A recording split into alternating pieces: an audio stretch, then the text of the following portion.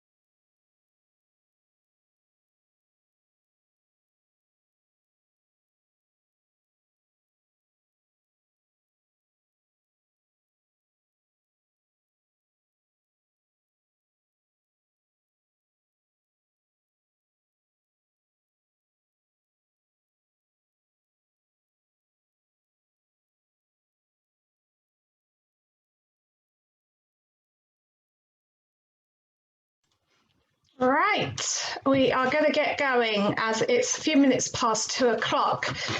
Just before we get started, a couple of little housekeeping points for you all. First of all, can I check you can all hear and see me? Can you do that by raising your hand and using the raise hand function to let me know that you can hear me, see me, etc., and that everything's okay? That's wonderful. Thank you so much, everyone. If you could lower your hands again, that'd be excellent.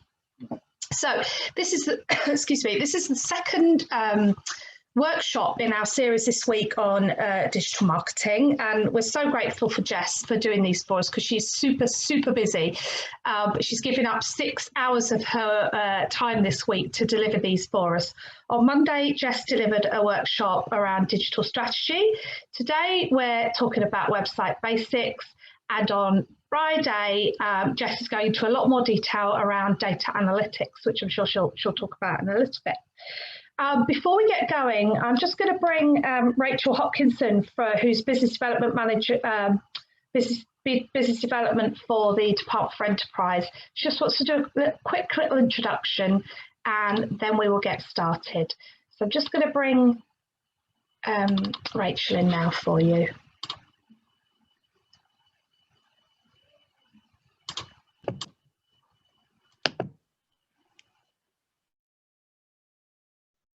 Hi everyone, can you hear me? Great, thanks Bex. So it's great to see so many of you taking part this afternoon. We're really pleased to be collaborating with the Chamber for these small business workshops, which I'm sure you'll see many more of, as well as with industry experts such as Jessica, who's dedicated her time today to deliver the training. So just a quick bit of background, the small business workshops came out of the Economic Recovery Group workstream for the domestic economy, following receipt of feedback from small businesses that they'd like to see more training. So we decided to put a few on covering different topics to give you all a bit of learning and development. So thank you again to Jessica for delivering the second in this mini series this week covering digital marketing. And yeah, hope you will enjoy. I'll hand back over to Bex or Jessica. Thanks so much, Rachel. Just bear with us for 2 minutes, everyone, and we'll bring Jess on board.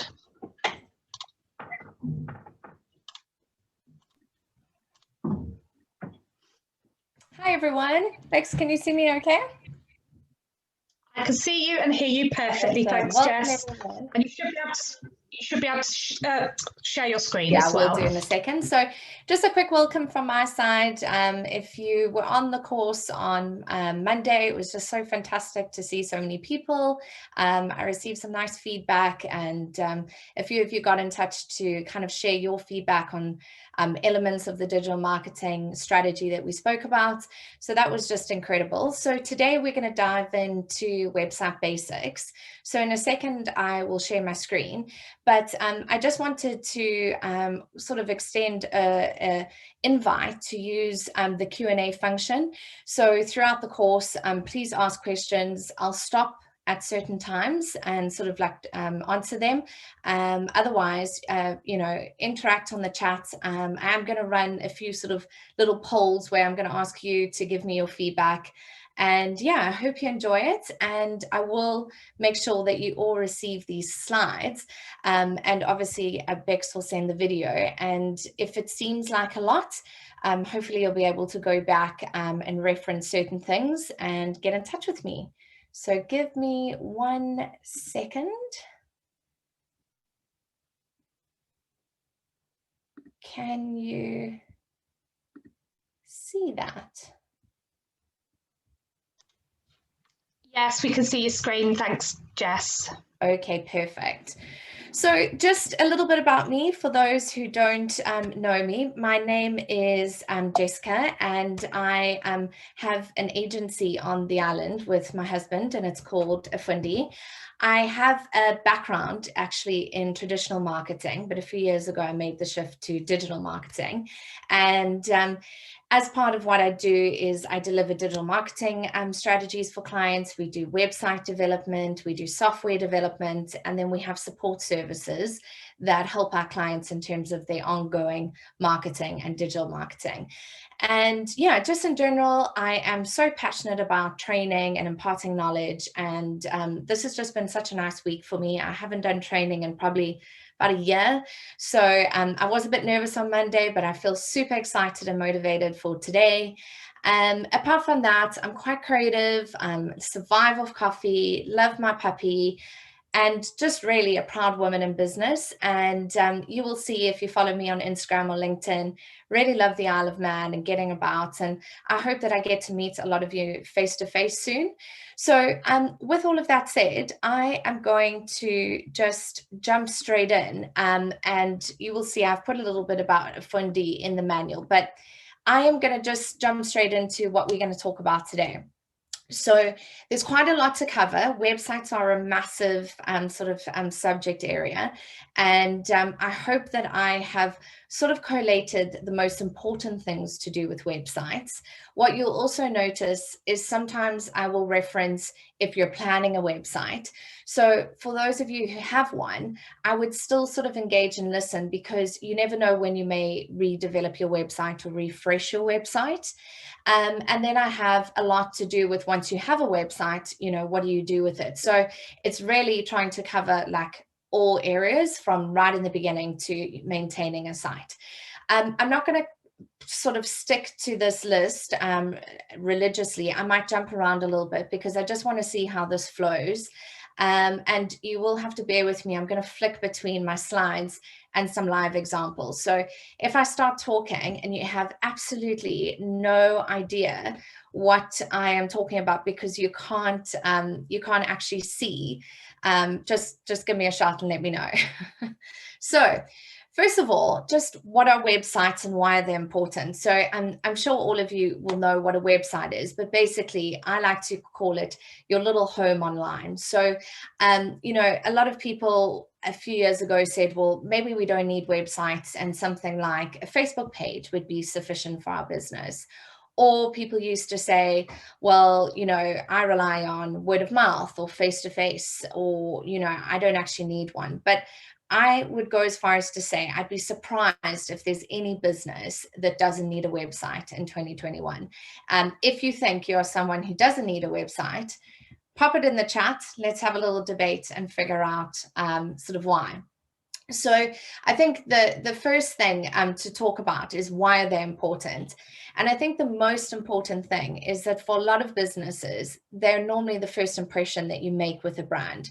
So long before someone attends or goes to a restaurant, they normally would have looked at the restaurant online. Before you go to a shop, often you look online. And normally before you engage with the business, you'll go sort of do a little bit of a credibility check. So they also help you establish that credibility and trust. So I have a lot of clients who'll say to me, we really need a professional website.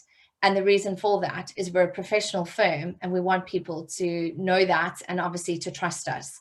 So I think from that respect, they're amazing because they can just make you look even more professional than possibly you already are.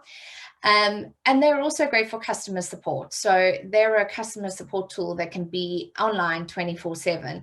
And I think that's pretty powerful. They also help with business development and lead generation, which we'll go through. They can be a sales tool. So it could be sales in terms of actually selling physical products, or it could be a sales tool in terms of booking a hotel, or it could be booking a facial. And they can be a recruitment platform. So a lot of businesses that I work with now have a dedicated careers page on their site. And the idea is that people can go on, view vacancies, normally get in touch, apply right there, upload their CVs. So it makes recruitment a lot better. And actually, it gives people an idea of who you are as a business. So you can tell your story and you can attract people to work at your company. The other thing that they do is they give you an opportunity to obviously showcase your portfolio. That could be your work, it could be the different brands or businesses you've worked with. So they're kind of like your brag book or your showcase piece. They are great for marketing, and obviously we'll jump into that a little bit later on, but they are probably the most important marketing tool, and I'll explain why. And one of the main things is that websites improve your search ranking. So I think what's great about that now is that I don't know about any of you, but I spend my life using Google. So where to get my hair done, what to do here, when you go on holiday, that thing we're all craving, where to eat, what shops to go to. And so our lives are governed by search engines. And by having a website, you're kind of owning your place online. And we'll talk about in a lot of detail how you can improve your search ranking so that your website gets traffic. And obviously, hopefully, you can convert that traffic into sales or into leads. It's also really important to have a website if you ever need to put out any press releases or important announcements. Especially during COVID, you would have seen that every website you went onto, there was a pop-up that kind of said, please note, we're closed, or it was like, please note, we've suspended services, or there'll be delay in shipping. And so it's those important announcements that your website can also deliver for you.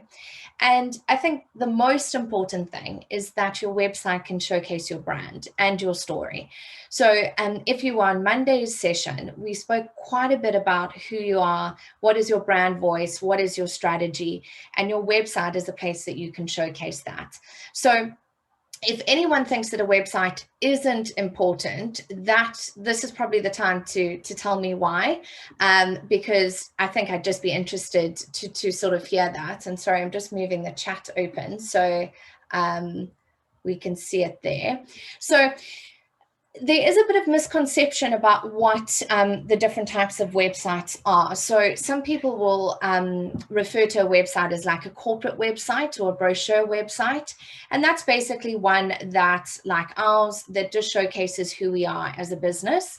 But then you get e-commerce websites, and those are more geared towards obviously selling. So that's normally the likes of your Amazon, or if you sell any food or drink via your website. Then you get blogs. Now, blogs are one of those things that seem to just confuse everyone. So traditionally, a blog website was a website that someone had that they shared opinions on. So they would blog. They'd blog about the weather or about their industry. But what people get confused about is that when you build a website, us as developers and designers will often refer to blogging functionality, which is normally just your news section on your website. So someone may have a blog that is just dedicated to sort of news articles, posting about, you know, a certain subject. But most of you will have a corporate or brochure website that has blogging functionality. So if there's any confusion about that, just pop it in the chat and we can debate a little bit. Then you get portfolio personal websites. So most people who are in the creative industries will have a portfolio website, whether it's a photographer, a designer, and that's a place where you can kind of showcase your work.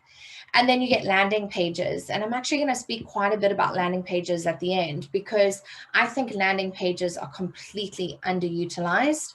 And what a landing page is it's normally a page that you build, a little mini site that has one primary goal.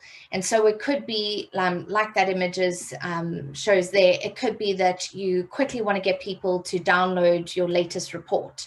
So instead of hiding it 2 pages in on your normal site, you'll build a landing page and then you'll do marketing and push people to that landing page. And so I'll explain in detail why sometimes a landing page can work quite well. And I think it's something that is completely underutilized and probably something that will transform your marketing if you have a specific campaign or a specific goal.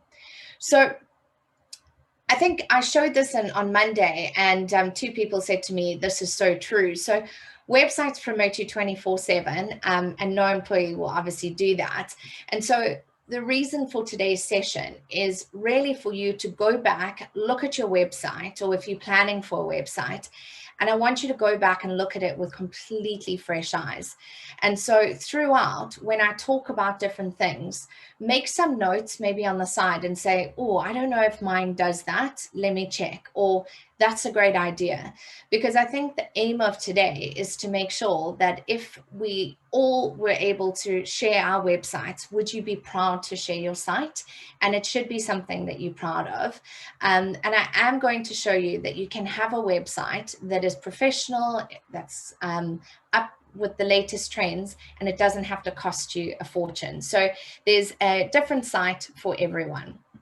So before I jump in, I often can get carried away in meetings, and I call it my website lingo. And I'll just say some of these things and assume people know what they mean. So I just want to really quickly go through them. So if you hear me say a CMS, that is a content management system. And basically it's the software and the application that your site is built on. And that's where you make the edits. It's where you log in as a owner of a site and you make sure that you can actually manage it. Then you get a sitemap. Now, a sitemap can be technical, and it's something that a developer will build so that search engines can crawl and find search results. And we'll go into SEO in a bit, so don't get stuck on that. But sometimes a sitemap is just a simplistic sort of, what do you call it, like a, oh, I've gone brain dead. Basically a layout of content in terms of how your website is going to work. So it's, and I'll show you an example shortly, but it's basically when you're planning for a website, you're probably going to take a piece of paper and say, well, this is my home page. These are all my pages. How does everything connect? Then you get a URL. So for example, canva.com, which I'm currently presenting off, and that just specifies your little home on the internet. So these are also things that I think that agencies throw around. We love to say UX design and UI design because it makes us sound very fancy. And basically what that comes down to is UX design is how we design the usability of the website. So that's how users arrive on the site. How do they journey? What are they going to do on there? And we spend quite a bit of time thinking about that, and I'll explain it in a second.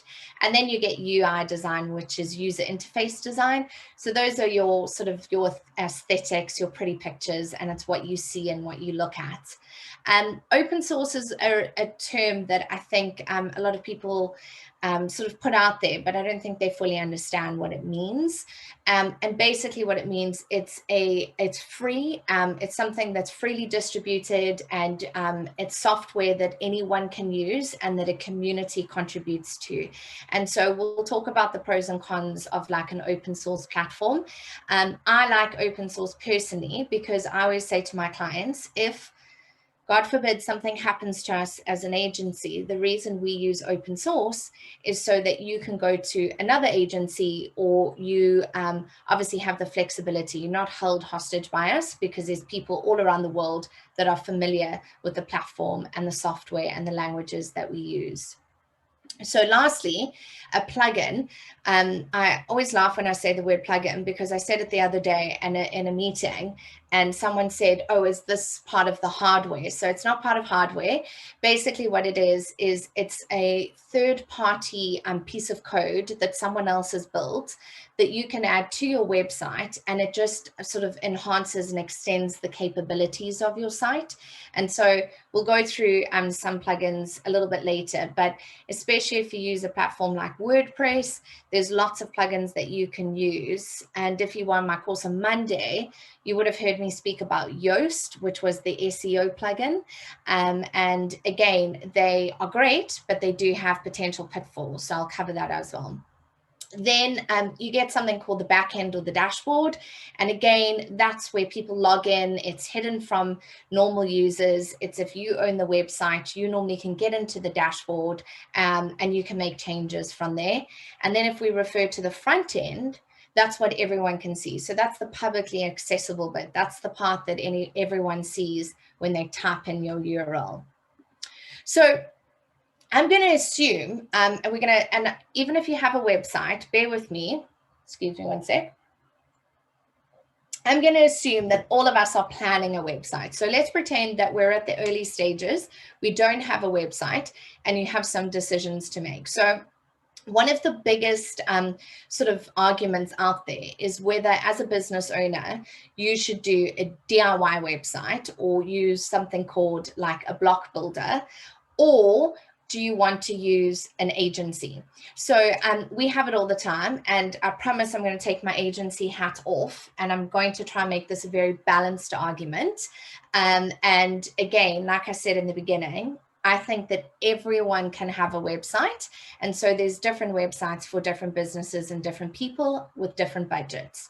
So if you're at this stage, you don't have to put it in chat, but if you felt comfortable, I'd love for anyone to say, yeah, this is something that I've considered in the past, or it's something that I'm still considering. I can't decide whether to build my website myself or whether I should get an agency to do it. So when we talk about what is a website builder and a do-it-yourself website, we're basically referring to a tool that allows you to build a website with no code and maybe little design sort of experience. So the idea is that you normally take a template and you drag and drop your content into certain areas. You can often customize it in the sense that you can change colors and you can change your pictures, but you're not getting down to code level. And there are a lot of platforms out there. So I just chose a few to speak about, because otherwise we could be here for ages. But the most popular are probably Wix, Squarespace, Shopify, and Webflow. If any of you have a website on any of those, I'd really be interested to know. So again, just pop it in the chat. So what is an agency website? And that's basically a website that would be built by a freelancer or company that sort of specializes in developing a website for businesses or individuals. And if you work with an agency, you're probably going to be working with a whole team. So for example, when we build a website, we have a project manager, we have a creative or a designer, we have a developer, we have a copywriter, and then we use a tester. So you can see that when you're using an agency, there's a lot more people involved. And I'm not going to lie, it does obviously have its challenges. So in terms of pros and cons, again, I tried to make this a really sort of balanced argument, but Pros. Okay, June, I see you've sent a message there, and hopefully in the next two slides, I'm going to answer it for you. If not, I'll come back. So some of the pros and cons of a DIY builder. I think the biggest pro is that you have full control. So when you go on as a business owner and build your own website, you obviously have full control over what you want and how you want it to look. You can obviously work on the site when it suits you, which is awesome. So it could be something that you're doing after hours, could be something you're doing at the end of each day. And it is, I think the biggest thing is that it's often a lot more cost effective to use a DIY builder because their fees are really low.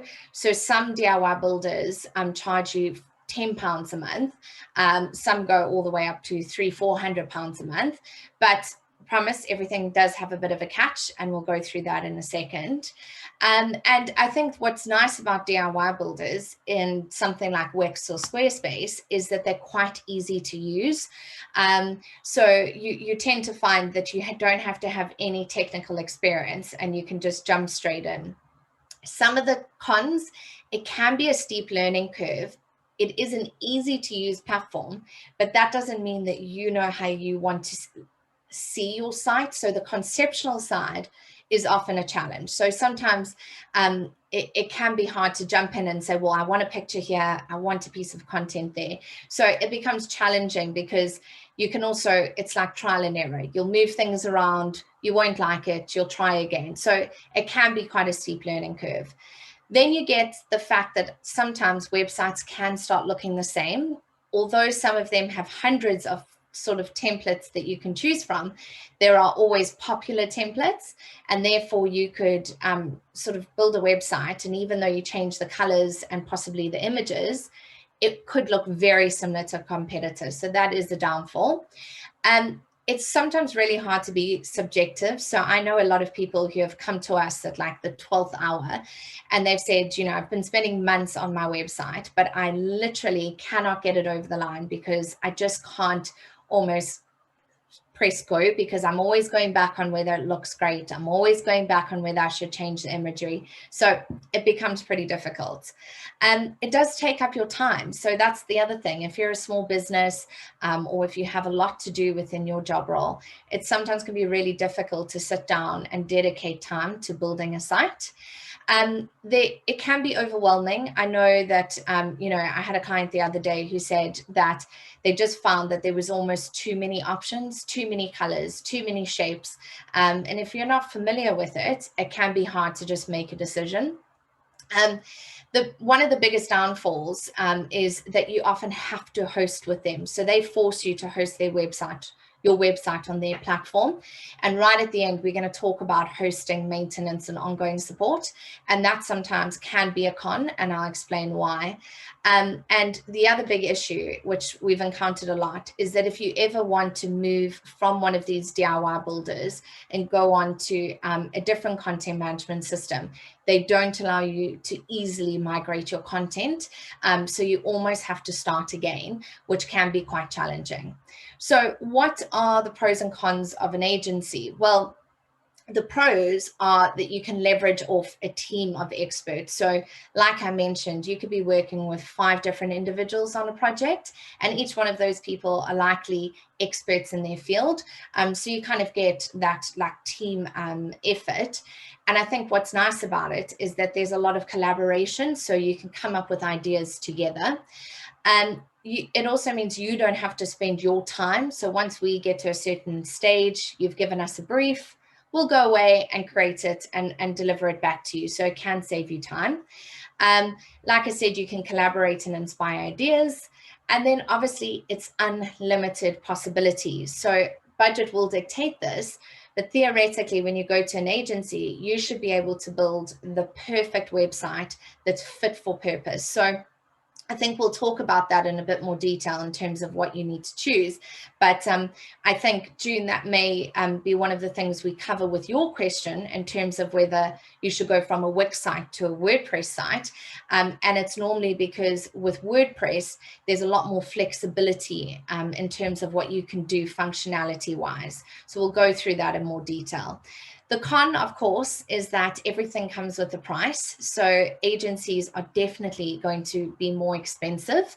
And at some stages, it can actually be something that also incurs more regular costs. So there'll probably be a balloon cost in the beginning, as in you pay for your website to be designed and developed. And then if you're paying for monthly fees for them to maintain it, and again, we'll go through that. So it's not just a once-off cost. There are ongoing costs with a balloon payment normally in the beginning. You also don't have full control, and I know clients often battle with that.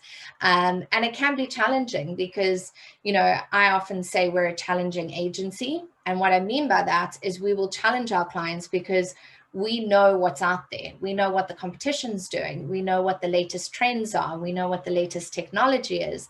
And so we sometimes will come and challenge you and say, you need to do more. We need to do it this way. So it can be difficult in that regard. And, you know, one of the other cons is that obviously an agency has a schedule. So you will obviously need to fit into that, which means it can sometimes take longer than doing it yourself. Now, one of the other things that you could consider is what we call a hybrid solution. So some freelancers and designers I know will use something like Wix or Squarespace as a DIY website builder, but they'll do it for you. And that's often a lot more cost effective, but it does have some of the restrictions that you will still have by using those DIY builders.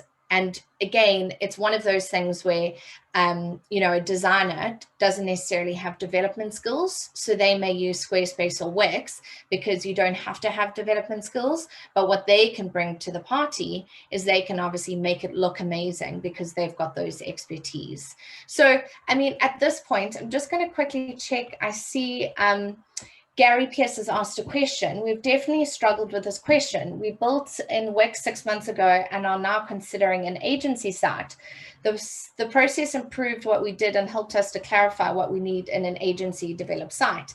So Gary, you're not one of the first people that have come to us in a similar situation where they have done a DIY builder as a proof of concept, and then they've decided they really know what they want, and now they want an agency to take that over and obviously enhance it. So in terms of, you know, which platform is best for you, I'm going to go through some of these platforms in more detail, and then we can come back and see if there's anything more that we need to discuss. So when it comes down to it, I'm just going to very briefly run you through some of these website platforms. There is so much more information, and I've put links to all of their websites. So after this, you can go and do a little bit more investigation, but I'm just going to tell you at a high level why you may want to choose Wix, or you may want to choose Squarespace or WordPress or anything else. So Wix, if someone hasn't heard about Wix, let me know, because Wix is probably the industry leader. So if you go onto a lot of websites and comparison websites, they normally come up at the top, or at least close to the top. And it's probably because they've probably got the most experience in the space. Their website builder, I personally think, is the easiest out of all the website builders, but you know, everyone has a preference. Their sites also automatically come with mobile optimization. And just now we'll speak about the importance of mobile optimization. So the nice thing is when you build a site with them, it will naturally be mobile optimized. They have over 500 templates that you can choose from. So there's a lot of variety on Wix. And you can normally search, I have a restaurant, and they'll show you restaurant templates, or I am a lawyer, and they'll show you appropriate templates. So there is a lot to choose from. They do offer great support. So I have never used Wix personally, but I have heard from other people that when they have got in touch with Wix, they've been pretty responsive, and as responsive as a big corporation like that can be. It's obviously very different if you have an agency locally and you can pick up the phone or pop in, but I heard that they are really good. They do offer a scalable pricing structure, which is quite nice. So they do actually have a free version, but the catch is that your URL is normally like jessica@wix.com or jessica.wix.com. So it's still got Wix in the name, which is an ideal. And they do show adverts normally on the free version. However, it then scales up. So the more functionality you need, the more expensive it does become. And what's nice about them is they also offer SEO and marketing tools built into their platform. So you can actually, some of the online marketing and digital marketing we spoke about on Monday, you can actually do a lot of that through them. So I would say if you're going to go down the DIY builder route, Wix would probably be my suggestion. But another great one is Squarespace. And you'll probably find that if you've ever used that hybrid solution with designers, a lot of designers like Squarespace. And I think it's just because it's actually very white and clean, and I think aesthetically pleasing for them.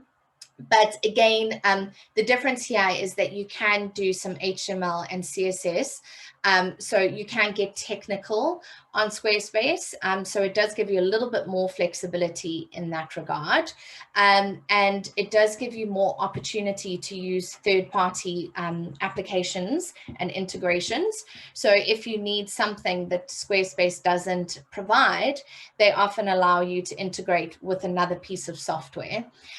Squarespace also has great templates, probably not as much choice as Wix, but their templates are really well designed. And I mean, I know from speaking to other designers, they actually feel that in some cases, although there aren't as many templates, the templates themselves are a little bit nicer than what you can find on Wix. But again, everything is subjective. They also offer SEO and marketing solutions through their platform. And again, they have a scalable pricing structure. So because they're all competing for similar business, you'll probably find that they have a lot of crossovers, and that does make it hard when making a choice. So another platform that I know quite a few small businesses on the Isle of Man actually use, and that is Shopify. So if you use Shopify and you're a big fan, let me know, because I've actually had a lot of people ask me about Shopify lately. So I'm interested to hear firsthand experience of what it's been like for them. So what's great about Shopify is it's geared towards e-commerce. So it's geared towards selling online. And here again, you can build your own website, sort of customize it through like a block builder, make it look like what you need it to look like. But then it's also got the added benefit of being able to facilitate sales.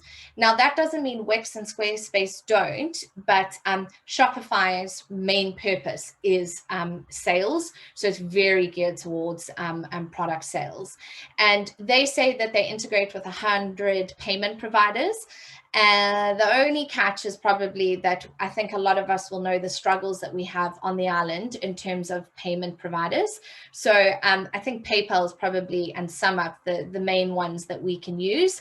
Whereas something like Stripe, which we're a big fan of, we obviously can't use on the Isle of Man. So don't get fooled to think that because there's 100 payment providers that you'll have access to all of that.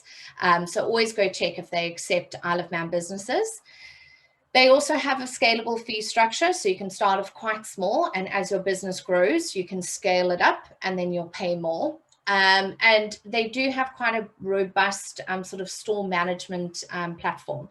So you can handle your stock, you can see past orders, you've got almost like a little CRM where you can go back and see previous sales per person. So it is quite a robust platform, and it's quite trusted. So, when I did a little bit of research about Shopify, a lot of people said that they felt comfort buying from a business that lists on Shopify because it is something that's familiar. So that's the other thing, is that if you are asking people to purchase and use credit card details, it is important the platform that you build on, because often that gives people that added boost of sort of trust and security. Now, I see Lindsay has asked a question, so I'm just going to quickly look at it. If you change platform but have a blog which is ranking on Google, is it possible the links could be broken and blogs need to start from scratch on Google rankings? Lindsay, if you don't mind, love that question, but can I answer it when we get to SEO? And if I don't answer it, just give me a little nudge. But it's a great question, and I'll explain what you can do to mitigate any of those risks. So next up, we are going to look at WordPress. Now, WordPress is one of those sort of words that when you say it, people either go, oh, and get a little bit nervous, or they are absolutely passionate about it. And I think that WordPress potentially carries a lot of bad press. And so I'm going to explain to you the difference between good WordPress and bad WordPress. So interestingly enough, 40% of all websites are using WordPress. So it is an incredibly popular platform. It's open source, so there is a huge community driving it. And there's kind of three ways that people use WordPress. So the first one is you can go a bit like Wix and Squarespace and Shopify, and you as an individual can go and use a free WordPress template and customize it. So, and then they've got 55,000, probably more now, plugins to create your own website. And remember, a plugin is going to help you extend the functionality of your site. So people often use WordPress, build their own website, much like the others. But the other way that you can use WordPress is like we do as an agency. We use it. We design and develop from scratch. There's no templates, but we use the sort of content management system and the software in the platform. And like I said, I explained to you why it's so important on the next slide. And then sometimes there's a hybrid solution where a designer, developer, or an agency uses a template, but builds the site. And that's obviously something that some agencies do. They show you a template and then they build it from there. And then others obviously go down the custom route. And the reason, like someone like myself, I like WordPress is because of the fact that the usability for a business owner to go in and make changes to content and add blogs is very easy. But it also comes down to the way that you use the technology and the platform. So we build a custom backend. So when you log into a website that we built, it will probably look different, even though it's a WordPress website, to someone else's WordPress website. So what are the advantages of WordPress? Like I said, it's open source. So there are millions of people contributing and growing the sort of software and the technology. And what that means is there are people doing it in a good way and in a bad way. So WordPress has got this stigma that if you have a WordPress website, you're going to get hacked. It's absolutely not true. Any website can get hacked, and that's any technology. No one can ever guarantee 100% that a website's not going to be hacked. But it's important to maintain your software, which we'll talk about later, which can help prevent a hack. But just as many people who are sort of committing their time to growing WordPress, there are people, unfortunately, who are maliciously trying to use the technology to sort of hack website and gain access. What is also great about WordPress is that it is so flexible and it allows you to sort of scale your site. You can do so much with it. And I think maybe, June, people may be saying to you when you ask the question, I have a Wix site and was told that WordPress is better. I suspect that maybe it's because there's certain restrictions that Wix are putting on you, whereas WordPress would allow you to do much more. And WordPress also has so many plugins that possibly could extend the functionality of your site. However, I will caveat that plugins aren't always great, because the more plugins you have, sometimes it can incur more costs, because premium plugins do have a cost. And secondly, the more plugins you have, the more work you have to do to update those plugins to ensure that you don't have any security vulnerabilities. And again, I will talk in a lot of detail a little bit later on. Then you can also choose to have an e-commerce website. You can have client login sections. The flexibility with WordPress is just, we just love it. Now, another option to all of this is some agencies will use a sort of proprietary content management system, something that they've customized and built themselves. There are hundreds out there. So, you may have heard of something called Umbrico. That's another platform. There are tons. I just purely went for the ones that I thought would be of most interest. So probably the main thing to take out of this is that there is a platform for everyone.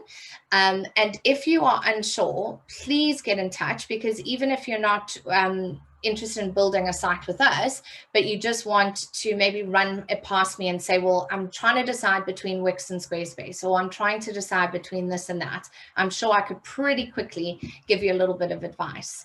So next up, I don't know if anyone follows me on LinkedIn or is a connection of mine, but yesterday I was going through my slides for today and I decided to be cheeky, and I went out to my network and I said to everyone on LinkedIn, what are your pet peeves when you go onto a website? What really annoys you?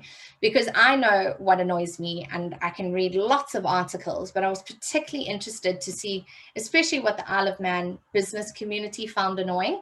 So please, if after this, if you feel like you want to go add something, please go add it to my LinkedIn status, because I'm actually going to record all of that and maybe do it in a year's time and just see if anything's changed, or are we still complaining about the same things. So the most popular annoying thing was a pop-up. That seems to be the most contentious sort of thing, is that people were annoyed when you go on a website and something pops on your screen, and in particular if it pops on your screen and says sign up to our newsletter. If anyone disagrees with any of these things, again, pop it in the chat. I love a bit of a debate. And that's the same thing, like with a pop-up, it can actually be really effective, and we'll speak about it just now. Slow load speeds. I was so surprised that a lot of people said that, especially because nowadays I think that the speed of your website shouldn't be slow. I have put a link right at the end of the document where you can go check the speed of your website, but your website should be loading in less than 2 seconds, or around about there, which is the benchmark. And that just seems to be something that I can't understand why we're still dealing with that. Lack of mobile compatibility. If you heard me speak on Monday, you would have heard me say that I was talking about like mobile way back in 2013, and yet I am still speaking about the importance of mobile compatibility, especially seen as 50% of our traffic on all sites is coming from mobile. And broken links and buttons. I was super disappointed with this because I just couldn't understand why that keeps occurring. So people were saying when they click on a button or on a link and it doesn't work, they felt really frustrated and just left. So that's a big no-no. Clumsy and outdated design. So obviously I think that is something that we'll speak about in terms of design, but it seems to unnerve people if they go there and the website looks dated. And I'm going to give you a scary sort of stat. Everyone hold on to their desk, but nowadays you should probably be looking to refresh your website every 2 years. So that sounds ridiculous for some, because sometimes it takes 2 years to get it over the line. But what they say, industry standards is every 2 years you should be doing wholesale changes. Doesn't mean you have to start completely from scratch. It could just be aesthetic changes. It could be refining your copy. It could be looking at a different way to sort of streamline the user journey. But every 2 years, you should be looking at making changes. So outdated design, big no-no. Poor navigation, that seemed to be another one. Hidden contact details. So 2 people said this, that they get frustrated if they go onto a site and they can't find the contact details. And actually, it's something that I had personally written down, and it happens all the time with restaurants on the Isle of Man. Sorry to single out that industry, but I often go to look for a number and it takes me 4 clicks, or I have to scroll aimlessly to try and find a number to get in touch. And then the idea is that some people were also annoyed by the fact that it takes too many clicks to find any information. And we'll talk about that sort of 2-click rule shortly. And then inconsistency with their brand and website design. So some people said that they see someone's amazing brand and then they see their website and it's almost like a letdown. And if you were on Monday's session, you would have heard me speak about all your different touch points and consistency. And so it's so important that all of your marketing collateral and all of your touch points for your customers all look and feel the same. So if there's any that have been missed here, pop them in the chat or give me a shout. But I think we've really gone down into a list that some of you may be like, that feels like it's on my website, or I fully agree. So if your website, in your opinion, has any of those, then it's probably time for a little change. So maybe a little change, and maybe a big change, it may be a whole new changes and a whole new site. And what I'm going to do next is I'm going to take you through all of the thoughts you should be having when you are either starting out and wanting to build a new site, or whether you have a website and you just basically want to make sure that it is staying up to par. So if you have a site, this is still important for you, but it's even more important if you're thinking of redoing a site or getting a website for the first time. So I see Darren's put something in here about background videos you can't shut off on repeat visits, a real annoyance for me. I fully agree with that. Someone else actually also put on my LinkedIn status is if a video starts playing and it's got loud music, and obviously if you're in the airport or something, it's that alarming sort of shock as it plays. So completely agree with you, Darren.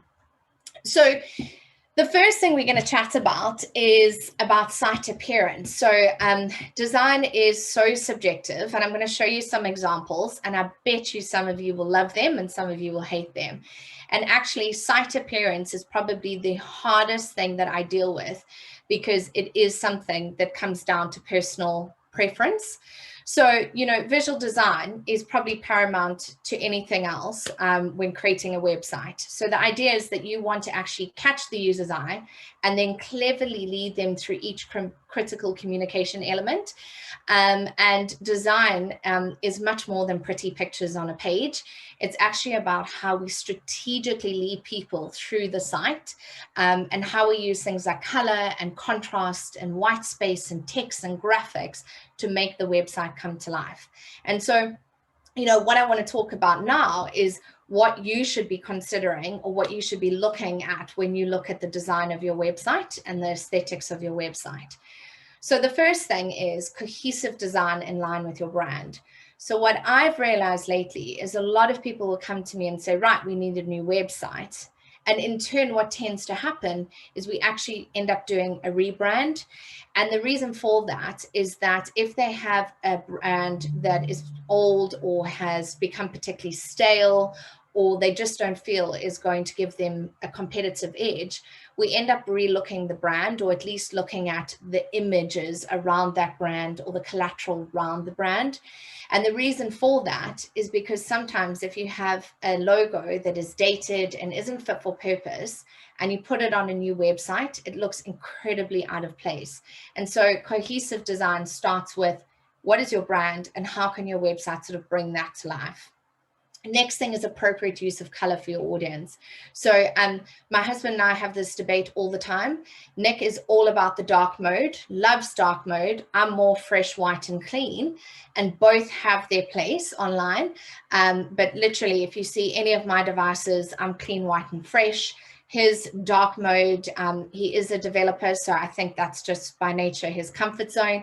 But it is something that, again, personal preference. So you need to figure out what you think is going to be most suited to your audience. Then layout of copy. So that sounds like we're talking about content, but actually how you lay out your copy on a website is so important. So there's actually tools that you can use that heat map your activity on a website when you scroll.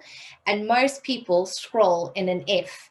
So if you follow my fingers, you arrive on a website, you go like that, you go down, you move across, and then you scroll down further, and then you do another F.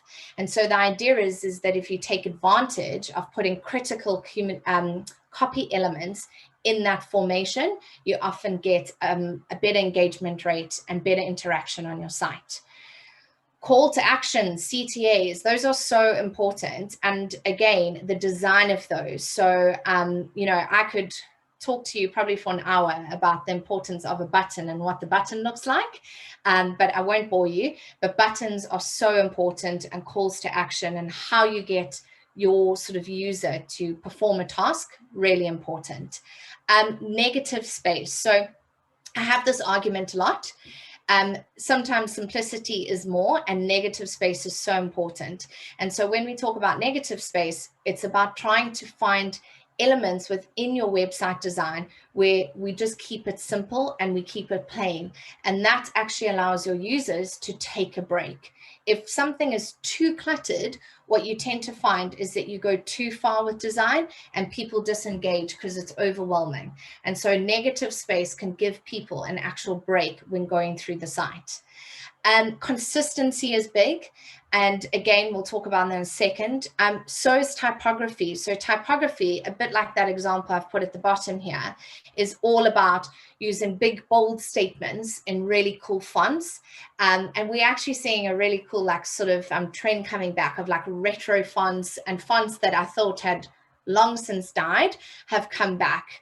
And sometimes the fonts are just plain and simple, or they are animated.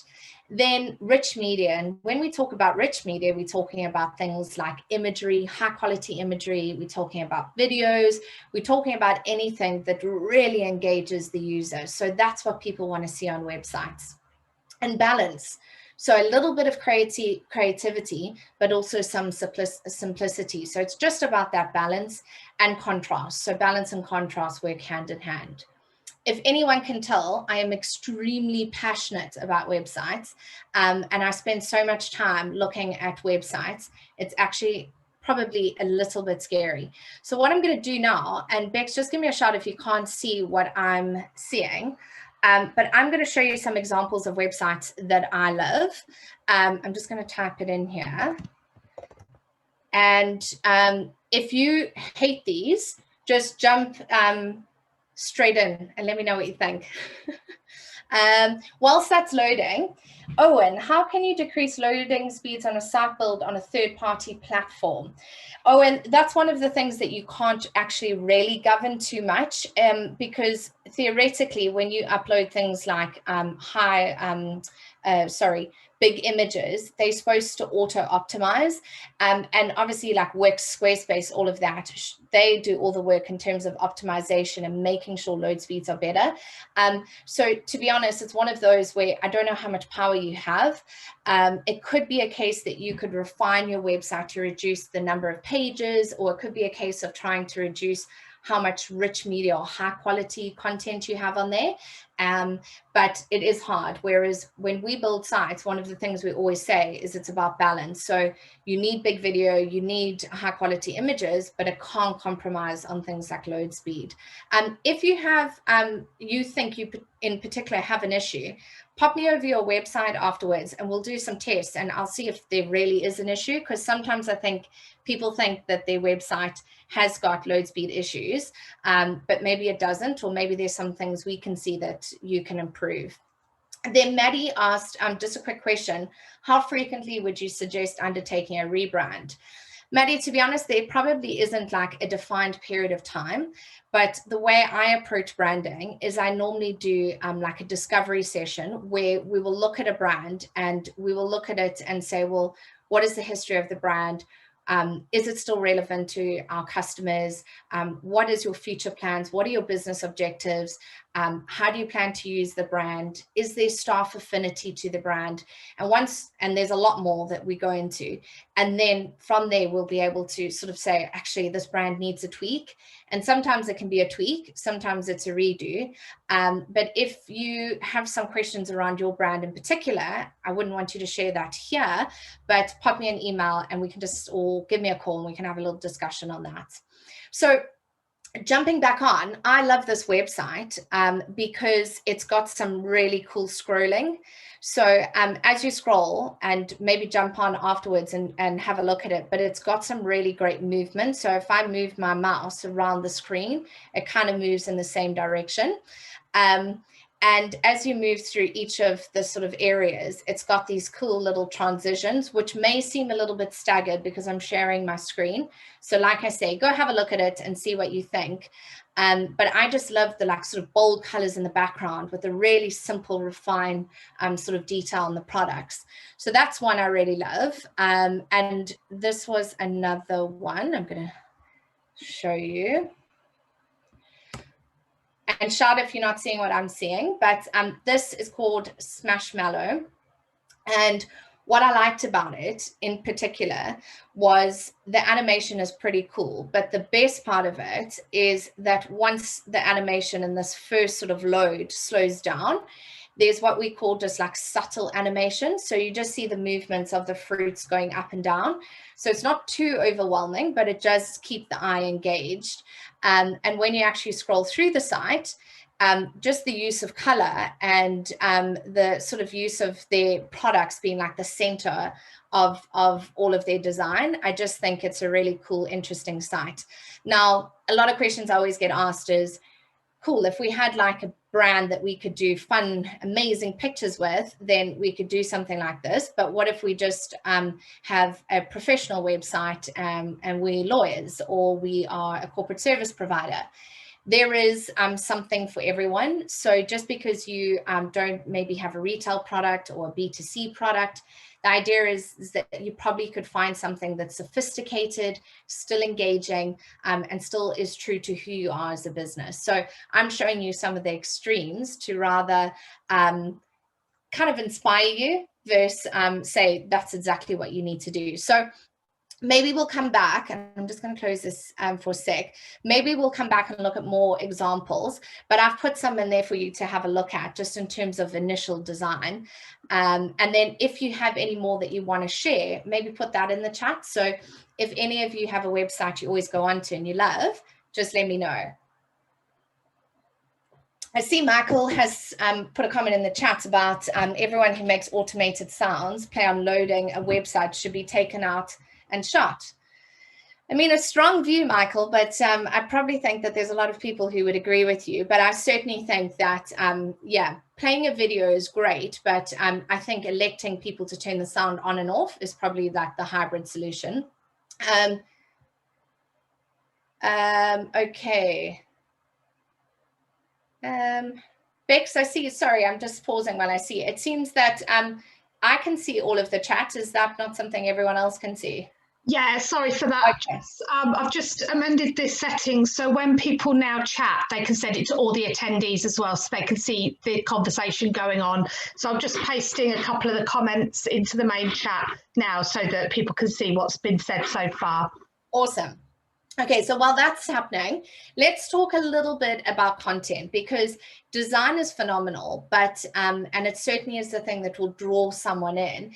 But what is probably going to be the most important element of your site is the actual content. What are you saying on there? And I'm sure you've all heard the saying, content is king, but it really is. So it doesn't matter if you're writing content for social media or you're writing content for a website. It is extremely important how you write that content. And basically, I think, again, content is one of those controversial issues where you need to write content that is suited to you. So I think we spoke about innocent smoothies on Monday, and so many people would be like, I'd like to have their sort of tone of voice. I'd like to be quirky like that, but it doesn't suit my business. Perfectly fine. There's a voice out there for you, and your content needs to be true to who you are. So some of the things that I've put in here, which is you would have seen in the first session, is what makes content great. And so not to go through it all, but the idea with content is that it needs to be engaging. It needs to be backed by expertise. It needs to be something that will persuade and sort of drive sales or drive people to have confidence in you. So there's definitely needs to be confidence in the way you write. And it needs to be something fun and shareable in some cases. So people will look at your website and they may say, oh, that's amazing. I want to share that blog, or I want to share this website because it's really, you know, informative or educational. So one of the things that I do when I write content is I ask myself these questions. Why? So, you know, what are the objectives of this piece of content? So is it me writing something for my homepage of my website, or is it me writing a blog? Either way, have a look and assess all of these questions. What is the message that you want to get out there? Who is the audience? So if you go back to the first session about customer personas, who are you speaking to? where are you going to put this? So you're going to put it on your homepage, you're going to put in your blog, social media, and how you're going to structure the piece of content. Are you going to do bullet points? Are you going to do break it up into small sort of bite-sized pieces of copy?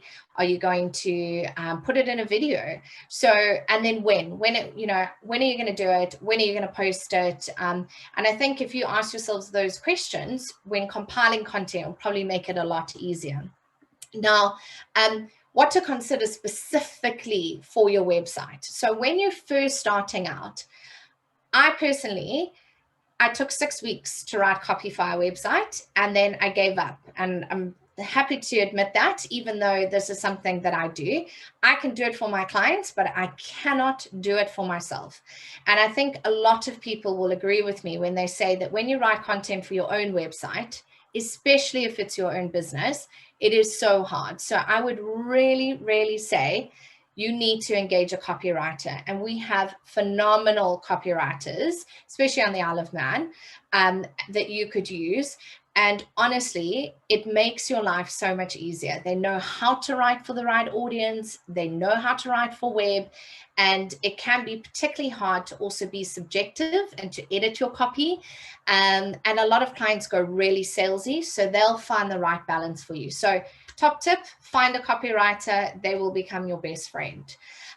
Make a note each month to review your pages. So I do this all the time, where if I am looking after a client's website, I will often go once a month, check that everything's up to date. So is the copy on the homepage referring to 2020 now that we're in 2021? Do they have people listed there that have left their business? So content is all about making sure that it's up to date. Otherwise, it actually can be a weakness. Blogs, on your website, if you have a blog, are you posting regularly? You should be doing at least 1 to 2 per month, ideally 1 a week. And, I think the most important thing about blogs is A, you can share them on social media and you can share them with your network, but B, they have amazing SEO benefits, which we'll talk about. And then this is something I often do when I'm sort of analyzing sites, and I thought I'd share it with you, is do the 30-second elevator test. So basically, if you went onto a website and you pressed start on your timer and you had 30 seconds and you arrived on their website, would you be able to, in that 30 seconds, get exactly who they are? Like, what do they do? Why they do it? And are you intrigued to explore more? And that's one of the, I think that's one of the things that I do all the time, even on my own website, is I try to pretend that I don't know anything about our business. And if I quickly jumped on and looked at it for 30 seconds, could I very quickly get an idea of who we are? And so after this, I think all go onto your websites, time yourself and say, if someone had 30 seconds, they jumped on, could they absorb everything they need to absorb? Would it give them enough to explore more? And then obviously one of the things you can do if you have a website now, or even if you're planning one, is look for opportunities where you can have variety in your content. So it's not always about written word. If you can, why don't you on your about page have a video that talks about who you are as a business, and you can then back that up with a little bit of copy. Or on your services page, you can list your services, but maybe you go into more detail through video. And so that variety in content and copy will give your user a little bit of a break, because if you've got too much copy on a page, it becomes really tiresome. So I often get the question, and I don't know if anyone's asked yet, how much copy should be on a website? I can't answer that definitively. Your website needs to have enough that it gives confidence or it promotes sales, but equally less is more. So people have a lot less time than they used to, and the average person is spending about 2 minutes on a site. So you really want to quickly get through. Now, Darren, I see you've asked a question. Do you think there are copywriters out there for every industry on the Isle of Man? For instance, the financial services and legal practices where regulations and Manx law are effectively specialist areas. Yeah, we do encounter an issue with this, and I fully sympathize. I think that it is a lot harder on the Isle of Man compared to other jurisdictions and bigger places like the UK. But I think one of the things is maybe a hybrid solution. So to get your team to write the majority of the pieces or to do bullet points, the copywriter can then you know, obviously do the heavy lifting, and then it can go through compliance and legal. But yeah, it is difficult to find people in specialities. But again, Darren, message me afterwards, because you know, maybe we can share who's in our network. And so if anyone also has any recommendations of copywriters who have speciality in those areas, pop them into the chat, and I think everyone would appreciate that. So next, we're going to talk a little bit about SEO. Now, if you think this is familiar, it's because I did speak about a lot of this on Monday's course, but for everyone's benefit, I just wanted to briefly go through it again. So I might not follow these slides religiously, but I've put them in there so you can go and have a look afterwards. So SEO sometimes can feel like a minefield, but all it is it is how your website and how your online presence is ranking when it comes to search engines. So it is an incredibly important element of your online marketing, because most people are doing their buying or their sort of, you know, dictating what they do in terms of service providers, other businesses, by using Google or any top search engine. So what you need to consider from a website point of view is you need to make sure that when you're writing your copy, you're using the keywords that people will be searching for. So I've put some information in here about keywords, but the idea is that if you sat down and you compiled a list of all the keywords that someone could, or key search terms that someone would be using to find your business, are you using those on your copy? And also, when it comes to your blog. So it's not just your on-site copy on your website, as in your pages, but also in your blogs. Another thing to do with SEO, which is a big factor, and I mentioned it on Monday and I wanted to reiterate it. Google is now ranking websites mobile first. So if your website is not mobile optimized, you are going to be penalized. And so you need to make sure that your website is properly mobile optimized. You can use the mobile friendly test that I've put in here, and the link is in my useful links section at the bottom.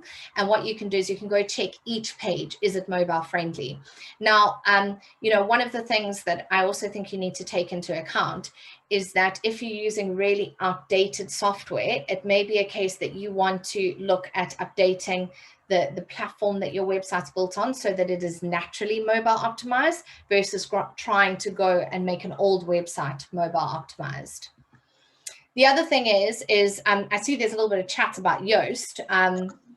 And one of the things to do with Yoast, especially, I think someone's mic may be on because I can hear a bit of an echo, but so with Yoast, that is a plugin that you can add to WordPress, and it is phenomenal because it allows you to populate your meta description, your keywords, and all the vital information that these search engines are actually looking for when they return results. So I would say if you don't have a WordPress website, Wix, Squarespace, and a lot of those DIY builders also have a facility. So every time you add a page or you add a blog, you can add a keyword, and that keyword could be, you know, website development. So if you were writing a post or if you had a page on website development, you'd want that to be the keyword. And then you'd want to write a really nice description so that when your results are returned in a user's browser, they can say, hey, I want to click on that. That sounds like it's the right piece of information for me. So the other thing to look at when it comes to your website and SEO is if your website is built well, it stands a better chance of actually ranking. And that is a really like broad statement. But if you feel like you are doing everything else that you can possibly do that's non-technical and you're still not ranking well, I would say go and chat to your agency or chat to a specialist or chat to someone, because it may be that you are being restricted by the actual technical elements and the functionality of your website. But I've put some tips in here of things that you can do to actually improve your ranking. And those are things that are non-technical. They're just things that you can do. And if anyone is interested, I am really keen to talk about SEO and talk about things like this on Island. I've always thought that there's probably room for us to have more discussion and collaboration and talk about what's working for some and what's working for others. So if anyone's ever up for a coffee and wants to nerd out about SEO, then definitely give me a call. Functionality. So this is important.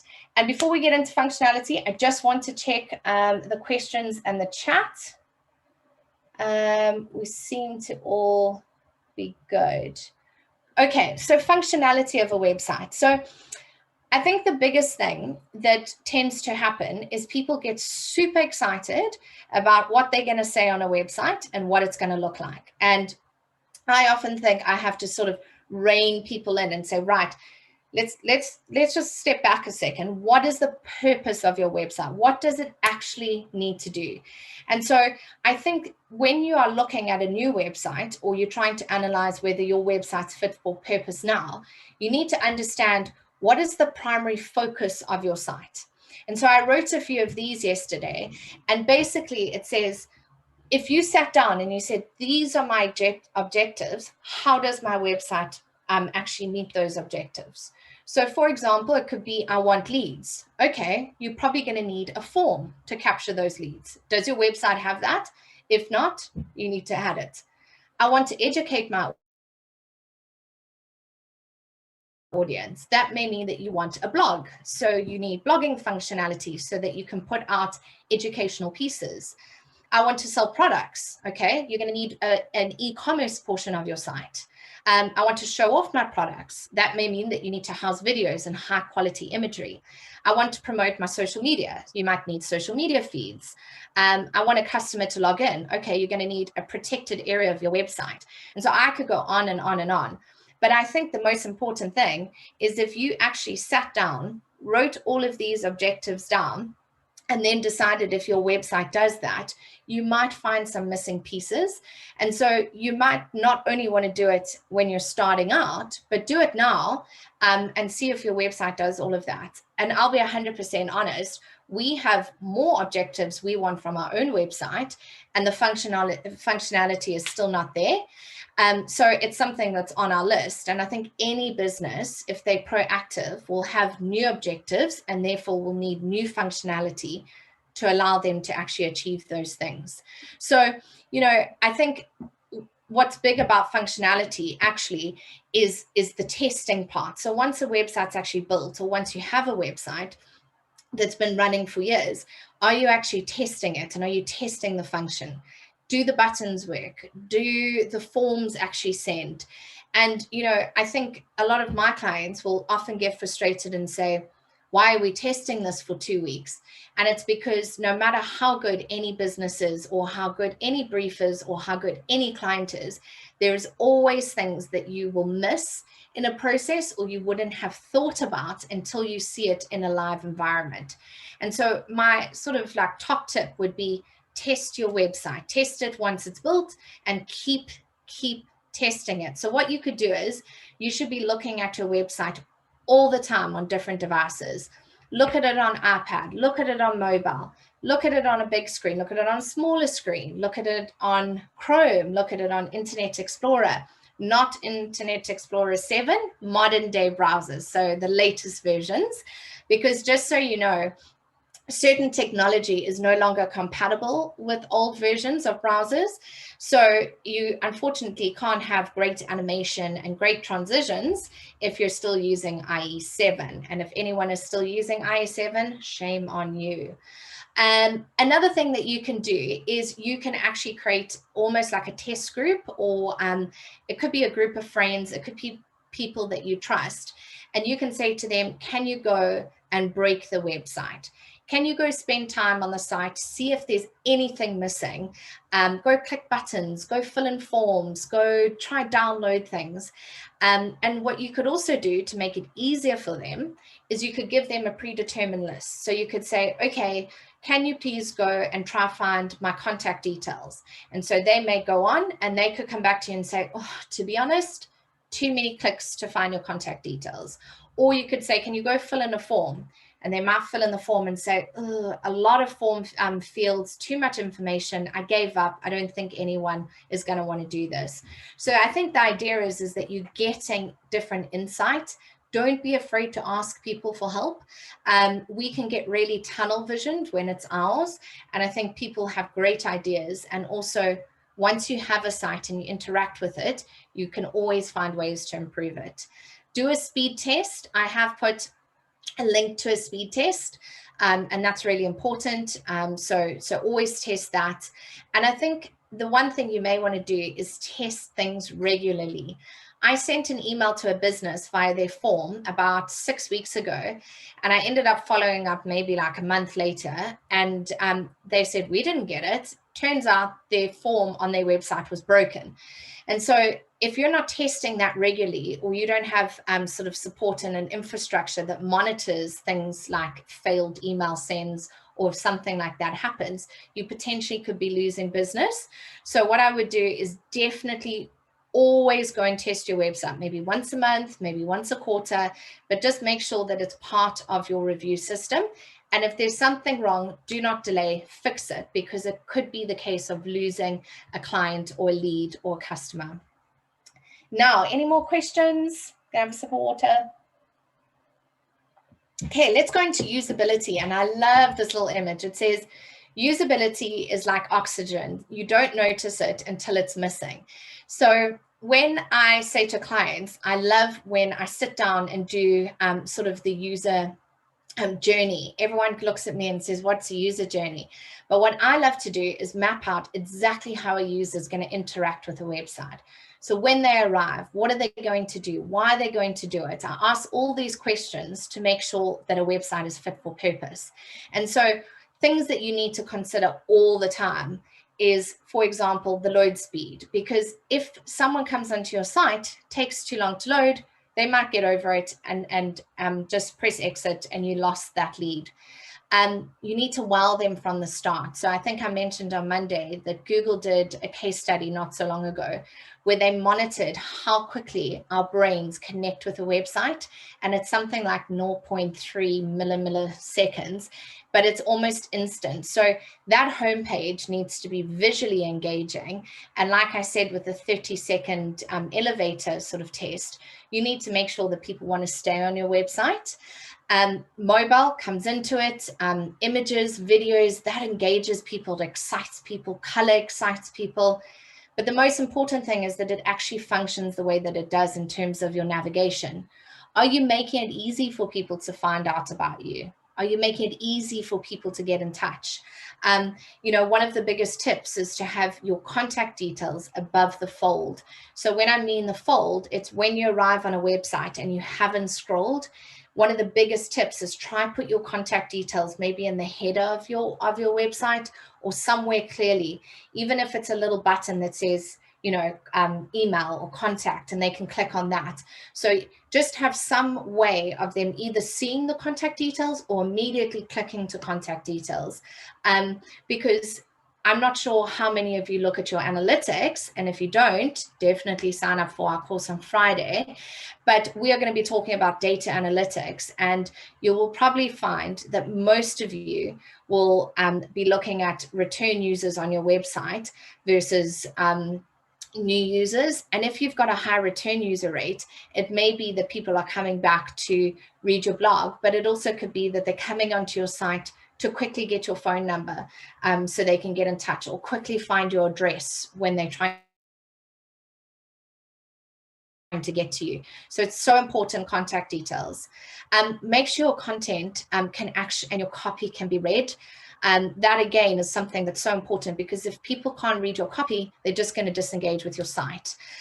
We've spoken a little bit about giving negative space and breathers, and then consistency. So what you'll find is that if all your pages on your website have a very common theme in terms of their look and feel, people will easily journey through. Another top tip is, you may have seen that a lot of websites nowadays have what we call a hybrid solution. So you'll arrive on their homepage and it will be like a continuous scroll homepage. So it will have lots of sections that you scroll through, and then lots of the sections will then link to internal pages. And basically, the reason for that is, on a homepage, if you journey from the top to the bottom and you read everything there, could you get a good sense of the business and or the brand or the products, and is that enough for you to then say, yeah, I want to be engaged? It kind of gives you that overview, like almost like the front of a menu. And then if you want to dig deeper, you can go into the internal pages, because the rule of thumb is that if anything is more than 2 clicks away, it's going to be too difficult for your users to find.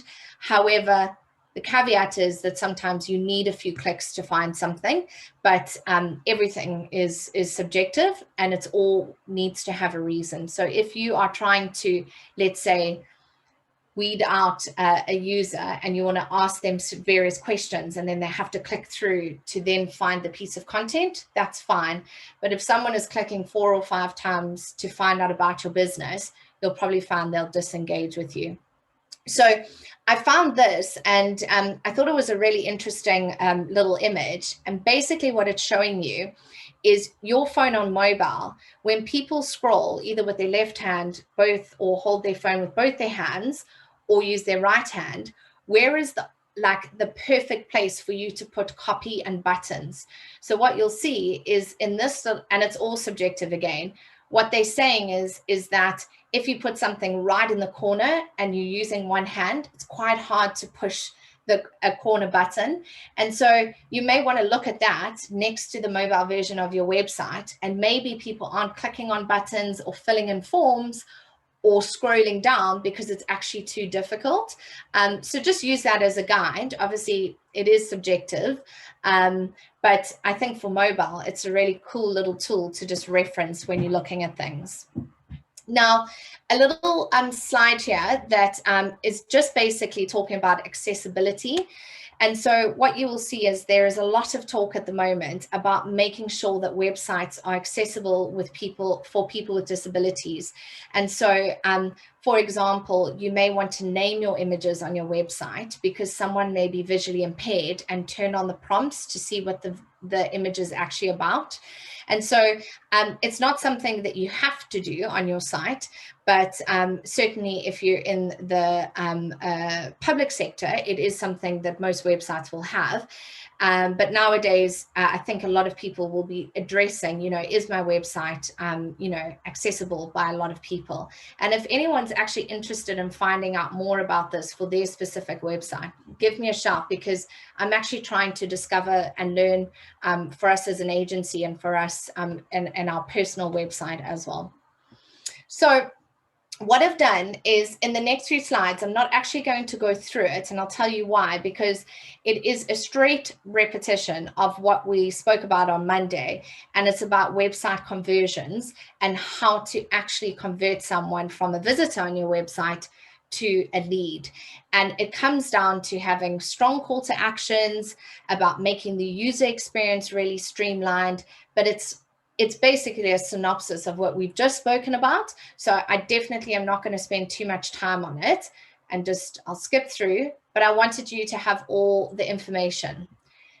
Next up, landing pages. So if you have ever run a landing page campaign successfully, please put a comment in the chat and say, yeah, it's worked for me, or no, it hasn't.